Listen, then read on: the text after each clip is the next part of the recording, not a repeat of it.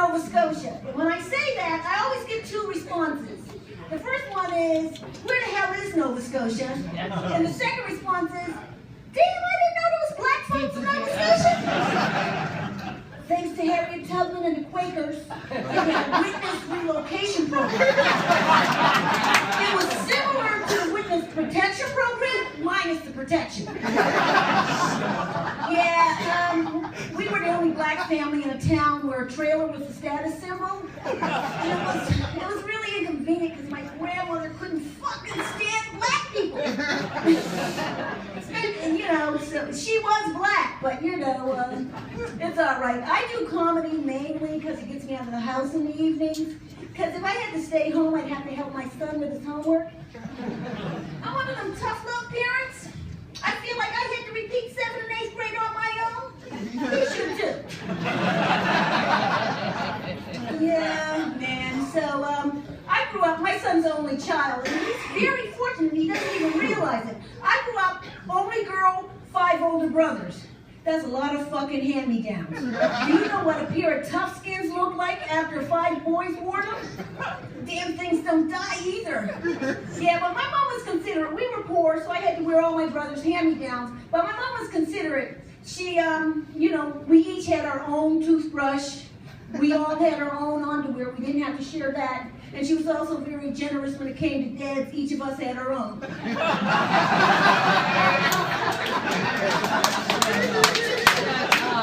Yeah, man. But you know what? Like, I grew up with 5 brothers, 13 stepdads. Well, 19 if you count a few of my dad's girlfriends that were real macho.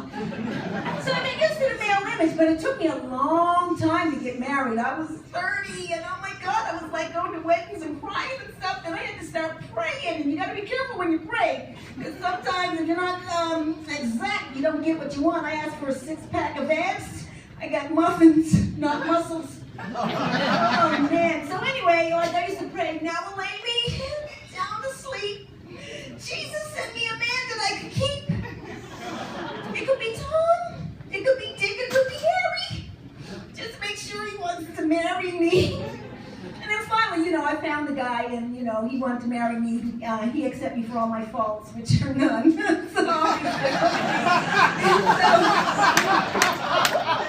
we get married, and you know, I've been with the dude for 25 years. And do you guys know what the key to a successful relationship is? Me either. I had to figure that shit out on my own, you know? Like, I'm married to him, I'm a neat freak, he's a slob, it used to drive me crazy. You walk in the bathroom and there's this damn towel on the floor. I don't nag my man because I'm one of them good women. You know, I'm Canadian. I pick my man's towel up. I pick my man's towel up because I love his ass. Or his insurance policy, whichever. I fold my man's towel because I'm a loving wife. Then I go to the toilet where he pissed on the seat.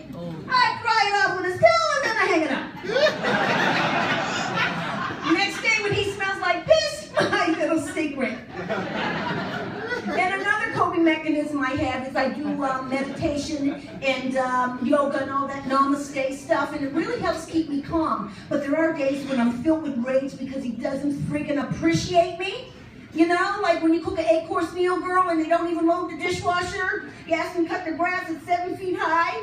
That stuff will get on your nerves, but don't nag them. Don't nag them. You're a young couple. I'm giving you some tips here. Don't nag your man, girl. Just wait for him to fall asleep, okay? And when he falls asleep and he's sucking back a couple of good ones, all I'm punching in the head.